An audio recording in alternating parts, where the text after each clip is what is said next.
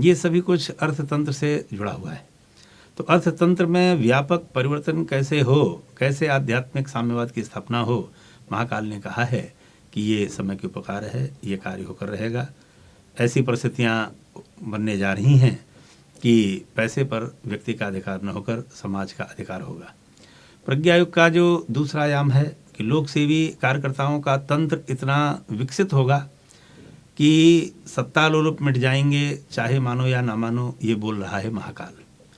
आज जो लोगों ने धर्मतंत्र और राजतंत्र को एक व्यवसाय बना रखा है, वो व्यवसायियों के हाथ में नहीं होगा, सत्ता लोलुपों के हाथ में नहीं होगा। वो धर्मतंत्र और राजतंत्र प्रतिभाशाली व्यक्तित्वों के पास होगा।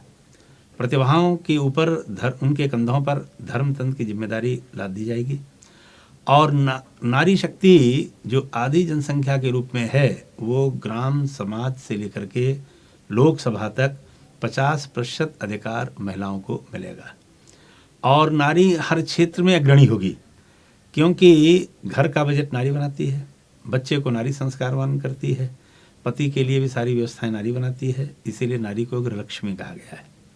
साधनों का सुनियोजन नारी के माध्यम से हर घर परिवार में होता है।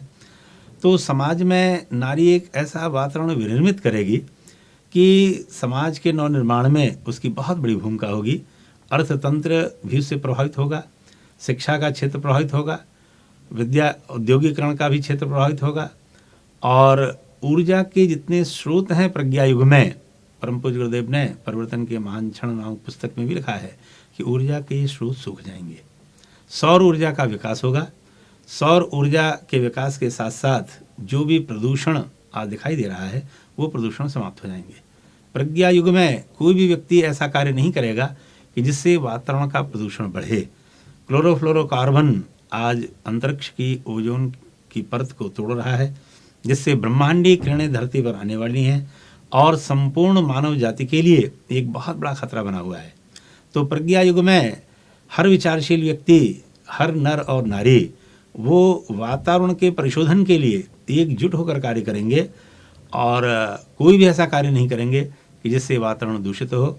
वृक्षारोपण के साथ साथ स्वास्थ्य संवर्धन के साथ साथ स्वच्छता सफाई अभियान को एक तीव्र गति प्रज्ञा युग में इस कार्य को दिया जाएगा। और अगली बात जो प्रज्ञा युग के लिए बहुत ही महत्वपूर्ण है कि वाहनों के रूप में 21वीं सदी का वाहन साइकिल है। ऐसा परम पूज्य गुरुदेव ने एक प्रदर्शनी भी शांतकुंज में लगाई थी और उन्होंने घोषणा किया था कि सार्वजनिक वाहन के रूप में ये डीजल पेट्रोल जो वाहन हैं अभी ये सार्वजनिक वाहन के रूप में ही चलेंगे। व्यक्तिगत वाहन शहरों में, गाँव में, बाजार में लोग साइकिल के रूप में इस्तेमाल करेंगे। उससे प्रदूषण भी दूर होगा, स्वास्थ्य संवर्धन भी होगा। इसीलिए 21वीं सदी का वाहन साइकिल के रूप में परम पूज्य गुरुदेव ने इसको घोषणा किया। जर्मनी में, डेनमार्क में, बहुत सी यूरोप के देशों में साइकिल को नगरों में प्रवचन में इसको ले आए हैं। साइकिल के लिए अलग स्ट्रीट भी होती हैं। तो पूरे विश्व में इसका विशेष रूप से प्रचार प्रसार होगा। गायत्री परिवार की साइकिल टोलियाँ परम पूज्य गुरुदेव ने वर्ष 88 में विशेष रूप से इसको आंवलखेड़ा से शुभारंभ किया था, निकाली थी। आज भी वो परंपरा साइकिल टोली की चल रही है। गायत्री परिवार की शाखाएं गांव-गांव साइकिल टोलियां चला रही हैं। प्रज्ञा युग में नारी की जो बड़ी महत्वपूर्ण भूमिका है वो जनसंख्या के नियंत्रण के क्षेत्र में भी होगी। परम पूज्य गुरुदेव ने लिखा है कि शिक्षित नारी, स्वावलंबी नारी ये बहुप्रजनन की बात को ये अस्वीकार कर देगी, जनसंख्या नियंत्रित हो जाएगी और इससे बहुत कुछ समस्याओं का समाधान हो जाएगा। एक इतना स्वर्णिम युग आ रहा है कि जिसकी कल्पना करने मात्र से रोमांच हो जाता है और 21वीं सदी की गंगोत्री के रूप में परम पूज्य गुरुदेव ने शांति कुंज को एक मॉडल के रूप में विकसित किया है और इसका नाम रखा है 21वीं सदी की गंगोत्री। प्रज्ञा युग में लार्जर फैमिली के रूप में लोग रहेंगे। हर गांव, हर मोहल्ला, हर नगर में एक बृहत परिवार के रूप में लोग रहेंगे, एक दूसरे की सुख सुविधा का ध्यान रखेंगे, सामूहिक संस्कार होंगे, सामूहिक व्यायामशाला होगा। ग्राम स्वराज्य के रूप में हर गांव स्वावलंबी होगा, कहीं गांव से शहरों की ओर पलायन नहीं होगा और हर गांव में रोजगार के समान अवसर होंगे, स्वास्थ्य की सुविधाएं सबको मिलेंगी। प्रज्ञा युग में कहीं भी कोई अज्ञान, अभाव और अशक्ति के कोई सूत्र दिखाई नहीं देंगे।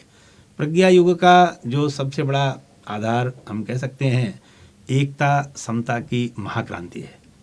प्रज्ञा पुराण नामक ग्रंथ के चारों खंडों में परम पूज्य गुरुदेव ने उल्लेख किया है कि अगले दिनों एक विश्व भाषा, एक विश्व राष्ट्र का निर्माण होने जा रहा है, एक विश्व संस्कृति होगी, अध्यात्म और विज्ञान, धर्म और विज्ञान के इसका समन्वय होगा और एक ऐसा तंत्र विकसित होगा कि जिसको विश्व राष्ट्र संघ के रूप में पूरा विश्व दिखेगा।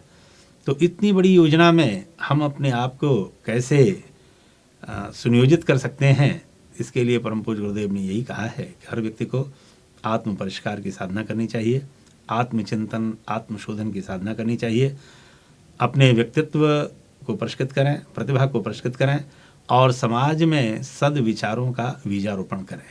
भाई साहब, आपने स्टूडियो में आकर अपना महत्वपूर्ण समय हमें दिया, इसके लिए युग परिवार की ओर से हम आपके आभारी हैं। बहुत बहुत धन्यवाद। धन्यवाद।